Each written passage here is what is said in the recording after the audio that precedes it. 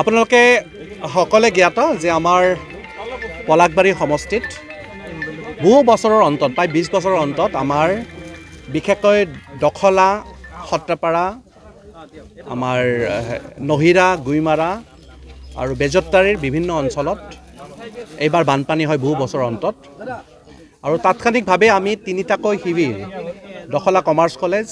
আমি সত্ৰপাৰাত আৰু নহিৰাত তিনিটা আমি শিবিৰ স্থাপন কৰিছিলোঁ আৰু এতিয়া দেখা গৈছে যে বানপানী এতিয়া কমি গৈছে আৰু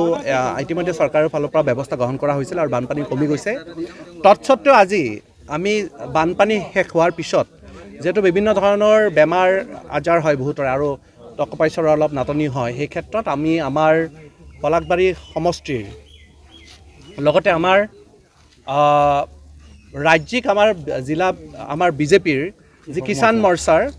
মৰ্চাৰ সন্মানীয় সভাপতি আমাৰ গহপুৰৰ বিধায়ক আমাৰ উৎপল বৰা ডাঙৰীয়াৰ নেতৃত্বত আমাৰ কিষাণ মৰ্চাৰ জৰিয়তে লগতে আমাৰ বিধায়কৰ ফালৰ পৰা আৰু আমাৰ জিলা সভাপতিৰ ফালৰ পৰা আৰু লগতে আমাৰ ছান ফাৰ্মাৰ সহযোগত আৰু অজন্তা ফাৰ্মাৰ সহযোগত আজি আমি এটা ডিষ্ট্ৰিবিউশ্যন কাৰ্যসূচী আমি আয়োজন কৰোঁ এই ডিষ্ট্ৰিবিউশ্যনত অকল খাদ্য সামগ্ৰীয়ে নহয় আমাৰ যাতে ইয়াতে বেমাৰ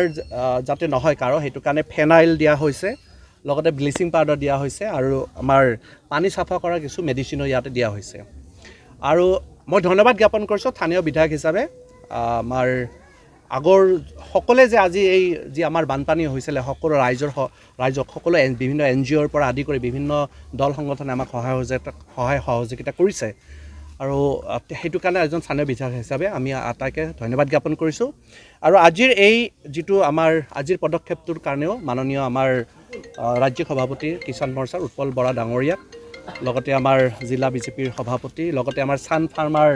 হেড ইয়াতে আছে অভিনাশ চৌহান আমাৰ অজন্তা ফাৰ্মাৰ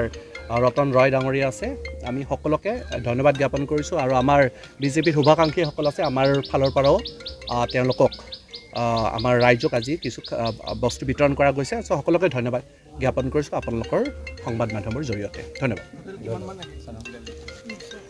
আমাৰ প্ৰায় ৩,৫০০ মানুহ এফেক্টেড হৈছিলে আৰু এই ৩,৫০০ মানুহৰ প্ৰত্যেক ঘৰে